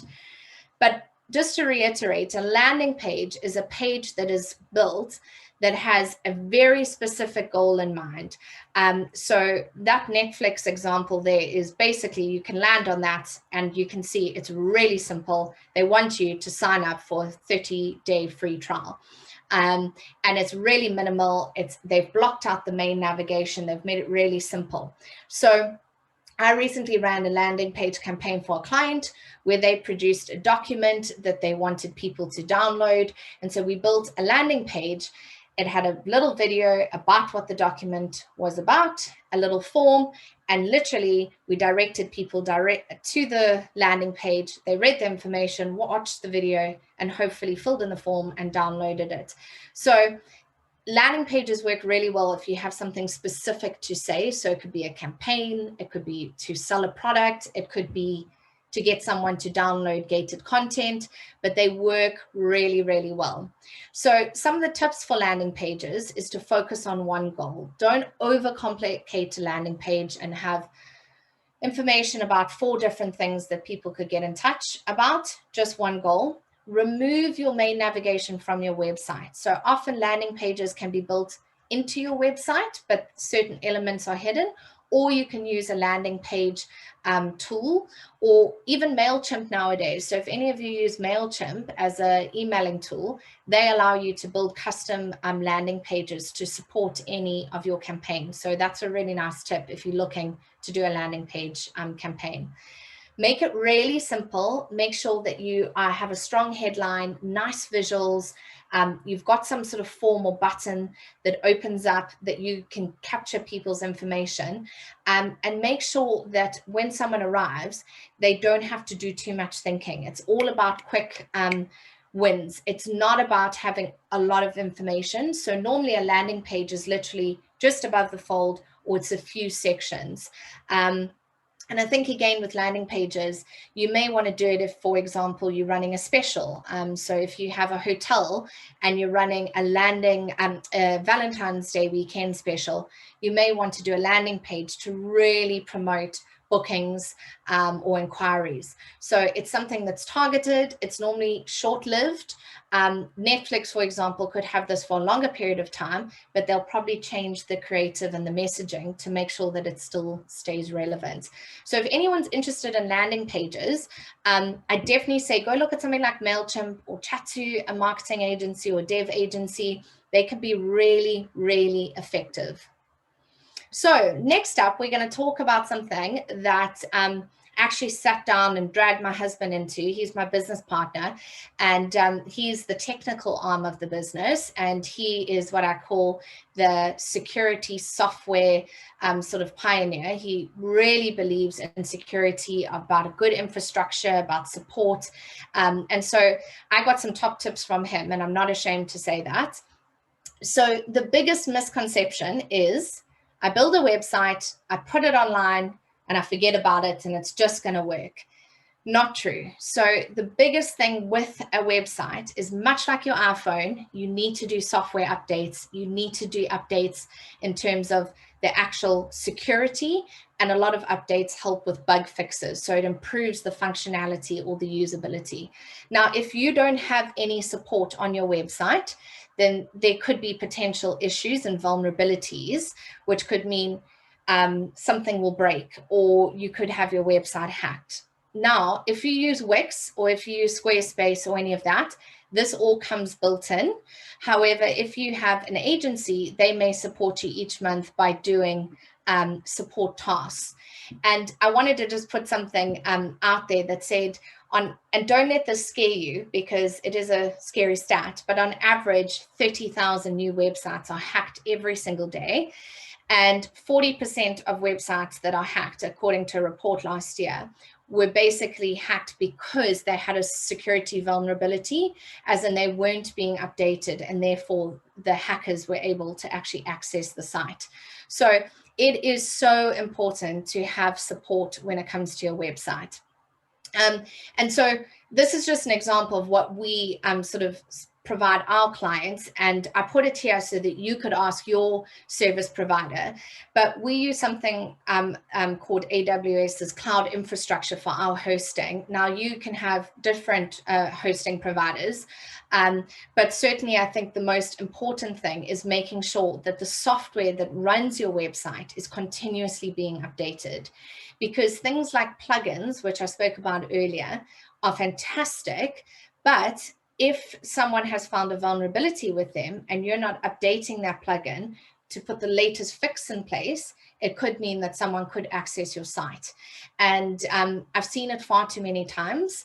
And I know Bex has just put something in there about IT and cyber basics. I think that's a phenomenal thing to learn more about, especially if you hold any personal data on your website. And so we almost pedantic about how we maintain and support websites. So we do backups all the time. That also helps if you ever break your website, we can restore to a previous version. It helps in terms of making sure that your website's always performing, and it's always performing at the best level, and that nothing is outdated and slowing down the site. So One of the things that people often ask me is, how come some hosting providers charge £10, some charge £100? Now, I can't speak for the cost difference, but what I can say is the questions you should be asking yourselves when it comes to a hosting provider are these. How reputable are they? Do they have great reviews? What is their support like? Because there is nothing worse than your website going down and you can't get hold of anyone. It really is the biggest frustration. So you want to make sure that your hosting provider is giving you the best service and the best customer service, because when it really counts, you'll need it. You also want to make sure that their infrastructure and the platform that they host on is well suited to your website. So you may get in touch with a hosting provider and they say, well, can't actually host WordPress websites because our infrastructure isn't set up for that. So without going into technical details, make sure that your hosting provider it does have the infrastructure that's well suited to your needs. You want to make sure they have good uptime scores. So that basically means is how,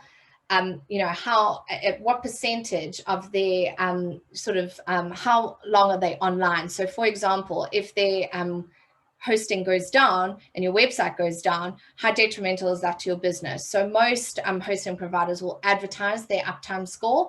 And I think Nick said the industry standard is about 99.95%. So that's kind of where you want to be.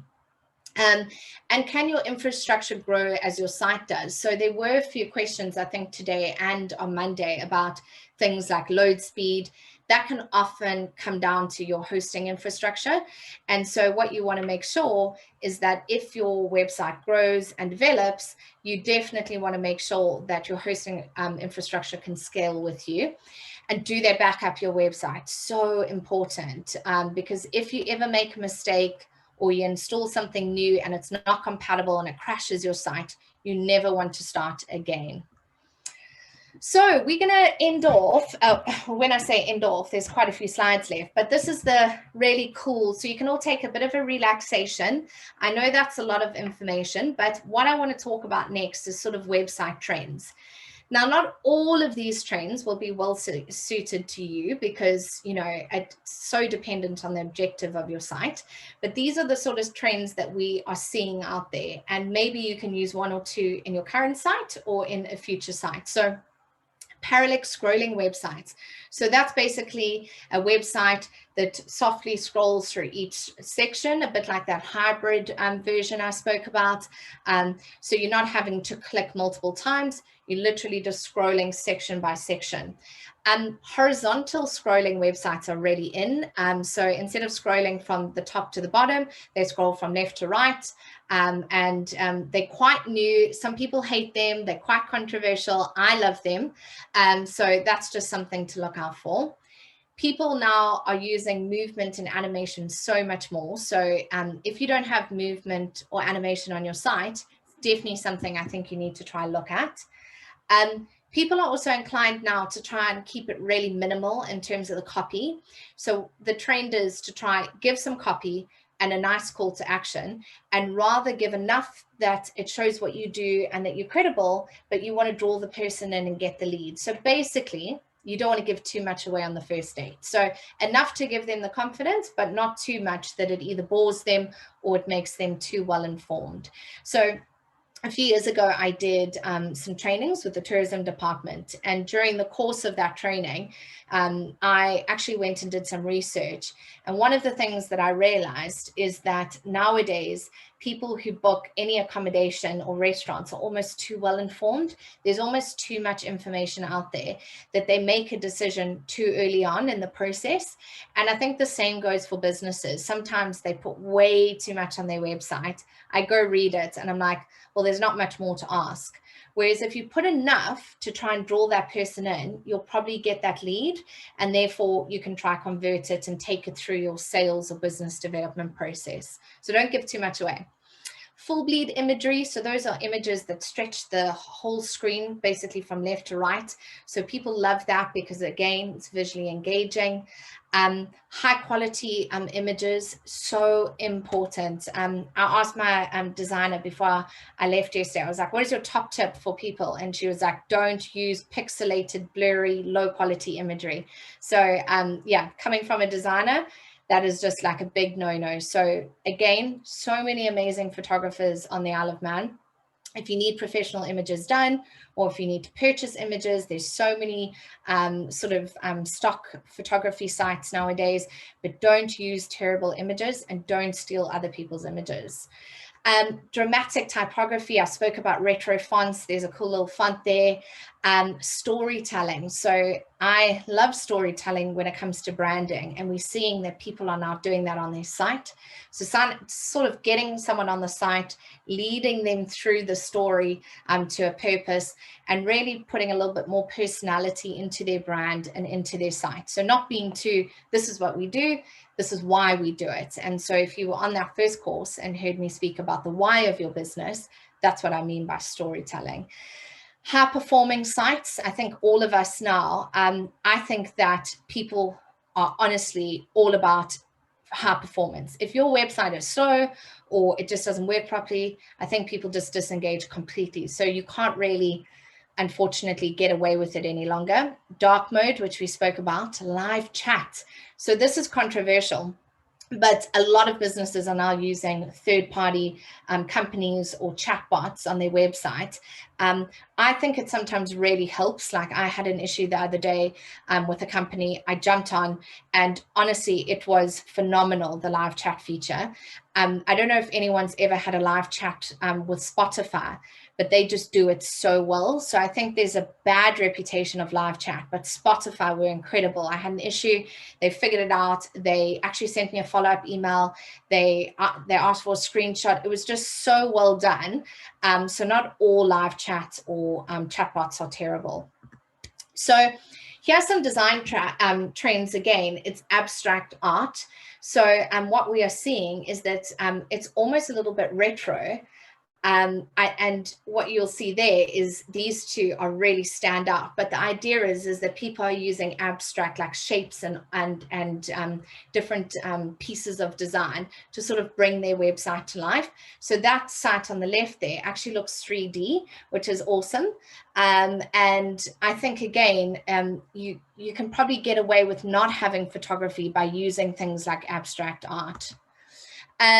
Oh, I love these two, bringing the product into the site in a more literal way. So the idea here is that they've used, like in that first one, they've used their drink as the inspiration. And so the angle on their can has become the angle that you see on the website, and the ingredients are to the right. And same with the nail polish one. So I think the idea is that if you have a product, make it the hero, because hopefully that's what people will buy into. Now, I've put some useful links here to things that I think you can go read more about. But what I wanted to sort of talk about next is how can you stay relevant? How can your website, obviously, how can you get the most out of it? And so I'll caveat this by saying that, you will have to at some stage probably rebuild your website. There's no such thing as a website that will last you forever. And you will probably need to refresh it and do big refreshes every 2 years. But if you just want to do small changes all the time, then I would say definitely follow these sort of tips. So you want to update the look and feel regularly. That doesn't mean you have to do a full redesign, but it means that you could change your homepage image. And that's a big tip. If you change the image that people see when they come back to the homepage, and you change that regularly, you'll probably find that people think you've done a refresh of your site. It's that effective. So, make sure that you're constantly updating things like images, maybe even updating video content. You could also try different colors. If it's easy for you to change things and it's within your brand, you may want to try and change different elements to keep it fresh. Next thing, you obviously want to keep it in line with the latest sort of trends. And that is hard because sometimes trends change really quickly, technology changes really quickly. But I'll put it to you this way: you don't want to be too far behind. So even if you're a little bit behind, but you're always evolving and always changing, then that's probably the best. Promote your website all of the time. So I'm a big believer that people probably underutilize their site. You should honestly be promoting it on social media, on your business cards. You may want to put it on leaflets in your business. You're going to want to put it on proposal documents. You may even want to, put it on the outside of your business, so if people drive past. But the idea is promote it all of the time. Otherwise, it's one of those things that because you've invested in, you may feel disheartened if you're not getting leads or sales from that site. I think the other thing is to make sure that you also have that support and that hosting infrastructure in place, so that you also know that your website's always being up to date from a technical point of view. So not just updating the content, but actually making sure that your website is in line with what it needs to be. Use dynamic content. So post blogs, post resources, add to your site so that people have a reason to come back. Again, on Friday, we'll probably talk about how something like dynamic content, which is always changing content like a blog post or a news article, how that actually helps people to get onto your site. If you don't give people a reason to return, then your traffic stats are probably going to be low. So give them something. Test and check your website. We spoke about that. I think it is so important. And don't just do it in the start, do it all the time. Check on your competition. Do not copy your competition. I just want to make that very clear, because if your competition is doing really well in terms of their website and their search ranking, then it's probably the push that you need to do more on yours. And so I think it's really important to always go out, look at what your competition are doing, and make sure that your website is in line with that. And on that subject, I think a lot of people often say to me, when people arrive, they see how amazing our business is. That's great, but they also need to see it online, because you need to get people to the door. And so don't take advantage of the fact that you have a great business or you have a great product or great service. I think you always have to make sure you're staying up to date with your site, because you just never know what happens, like COVID. So when COVID hit last year, we were inundated with people saying, oh, we need an e-commerce store, or we all of a sudden need to get a new website. And it just proved that you don't know what's around the corner and you need to own that space online. What you also need to do is invest time and money. And that's probably the hardest pill to swallow as a business owner. I feel it all the time. But unfortunately, you have to invest time and money, and you've got to continuously make time to actually look ahead. What more could my website be doing? What more could my marketing be doing? And unfortunately, it's something that it's not just a once-off and you leave it there. And so definitely make sure that in any of your marketing budgets or any of your budgets for your business, you're leaving a healthy bit there for website development or website refreshes, or for an agency to help you. And it can be just someone who is a copywriter or an agency that could help you with blogs or help you with advertising, Google AdWords, social media. Make sure that absolutely everything, you've basically budgeted time and money for that. And I think I spoke about this at the start of my last training. And this is how I see the world online, is that the website is sitting at the center of your universe. It is the most important marketing tool you have, in my opinion. And the reason for that is because you own 100% of it. And it means that you can hopefully, once a user gets on the site, own 100% of their attention. So everything else that you're doing from a marketing perspective or PR or events should all be funneling back into the website. If you run a radio campaign, direct them back to the website at the end. An email campaign, make sure your website's linked. Social media, get them back on your website. And the reason for that is your website is where you can convert them into a sale, into a lead, into a customer, but you hold 100% of their attention. And so you can take advantage of that. So whatever you do outside of your website, please make sure that your website is the center of your universe. So I'm hoping that everyone is sitting there thinking, my website is so important to me. And if it's not, because you have a very specific reason why, I'd love to hear it, because there are times where people have a website, but they don't need to do too much with it for specific reasons. But 99% of the time, your website is such an important tool for you. So you really need to give it all the time and love that it deserves. Print a business card, put your website on it. Do a flyer, put your website on it. A lot of the time, clients will phone me and say, can you just explain to me how you do X, Y, and Z? And I say, go look on our website. There's a testimonial there that speaks about this. And so use your website as well as like an educational tool for your customers. Direct them there through your own conversations, and be proud of it. It's such a fun process. I could be, you know, one of the few that find it very fun, but I love developing a website. And what I thought is to help you, and I won't go through these. If you're planning a new website, I've put all the different questions I would ask myself. So if you're going to go through the process, or you're thinking of rebranding, or refreshing your site, you can go through this long list of questions and say, okay, let me ask, what is the answer? And that should help you actually plan for a new site, and it should help you also guide an agency. So if you have the answers to all of this and you go out to an agency, then you should have a much more refined brief. And so I'm hoping all the agencies on the Isle of Man are thanking me for this. But certainly this is the list of questions that I would be asking if I was going to plan a new site. And so as I come to an end, and I don't know how I've done with time, but hopefully fairly well, I'm just going to talk a little bit about the data course on Friday. But the objective of this course is basically to say, well, if you're doing online marketing and you have a website, or you're planning for a website, what should you be doing in terms of monitoring its success? So we're really going to dive into Google Analytics and to social media analytics. You know, what should we be looking at? Why is it important? How do you calculate return on investment? And it's probably not as exciting and as fun as what we've spoken about today, but it is critical to success. And it is a subject that if you actually, I think, wrap your head around, it becomes so liberating, because it gives you so much power when it comes to knowledge and data, and you can make such great informed decisions about what you should be doing. So as simple as knowing whether a page on your website's working, we'll be able to look at the data and say, yes, it is working, or no, it's not working. And so if you haven't booked your place, definitely do that. I see 2 questions, so I'm going to answer them. Lindsay says, how do we put live chat function onto our site? Lindsay, quite a weighted question. There's a lot of different third-party software out there, but maybe pop me a message, or I'll get in touch with you.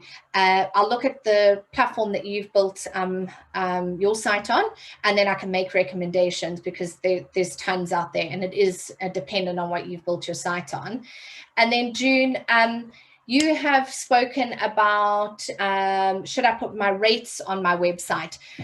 Again, it's all down to personal preference. I sometimes think that, you know, transparency is great. However, if your rates are very dependent and very structured and bespoke, and you want to actually engage with a client to try and find out what their specific needs are, putting your costs can maybe alienate people or stop them from actually getting in touch.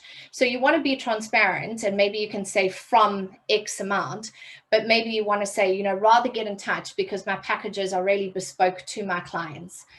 So personal preference, but you may find that if you put them on there and maybe have a form on that page, you can monitor if you're actually getting leads from putting it there.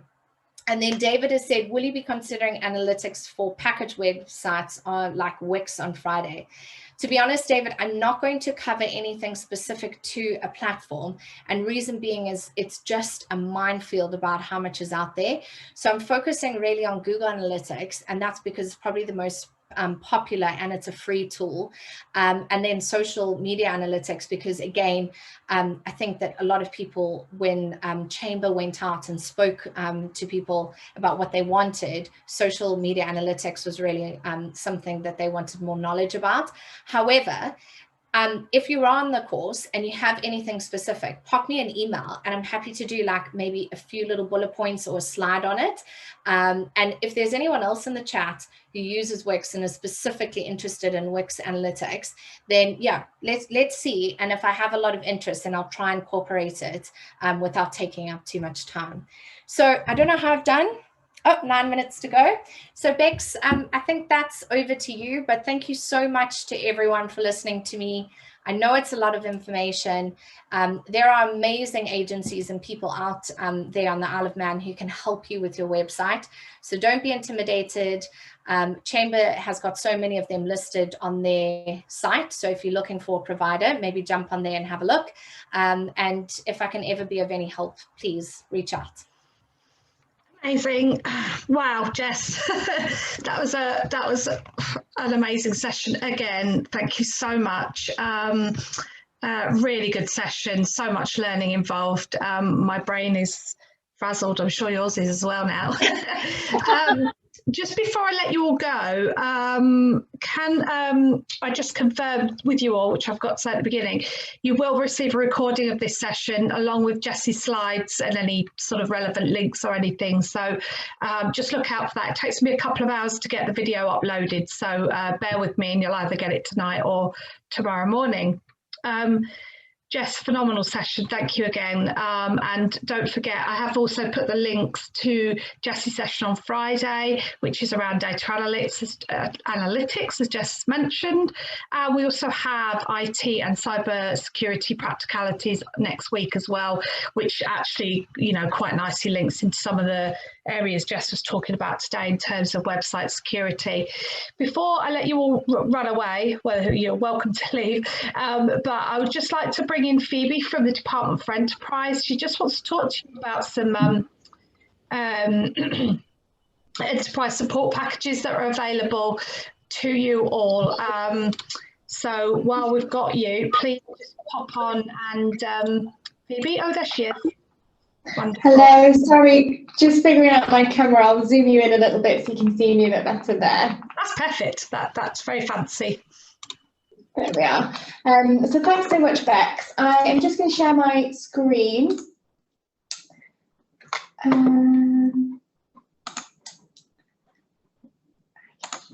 This one. Are you able to see my presentation here?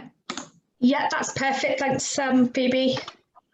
Fab. So yes, I would just like to speak to you following Jess's presentation a little bit about the Business Improvement Scheme, which is one of the support schemes offered by the Department for Enterprise. So as a little introduction, the scheme provides grant funding for businesses that are looking to complete a business improvement project. So in terms of the offering for applicants, it offers a grant of 50% towards the cost of the improvement project. And in addition to the funding, it enables businesses to engage with technical consultants who can help me deliver that project. The scheme also includes a business advisory service, which is funded by the department.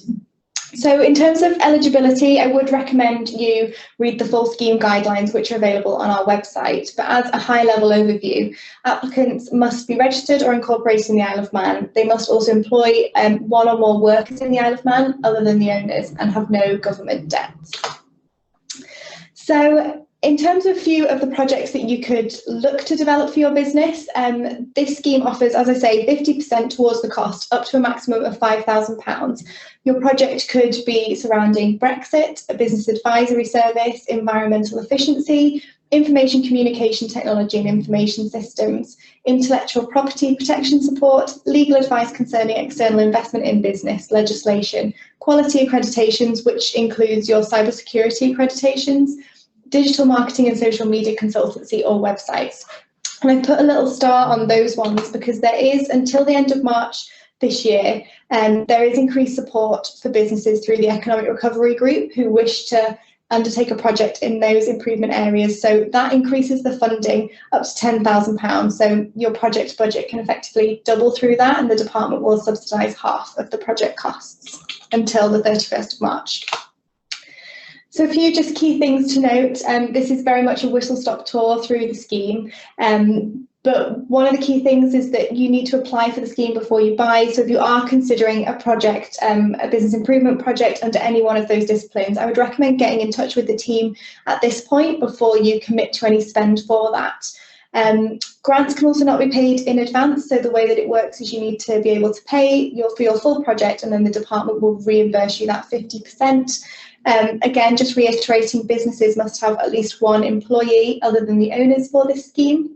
And if you're taking advantage of the increased funding for digital marketing, social media and websites, you must apply for that before the 31st of March 2021. But feel free to contact us at any time to speak about this scheme or any of the other support we offer. I've left our phone number there, as well as our email address, enterprisesupport@gov.in. So feel free to send us a website inquiry or email us to get in touch and ask more. Excellent. Thank you so much, Phoebe.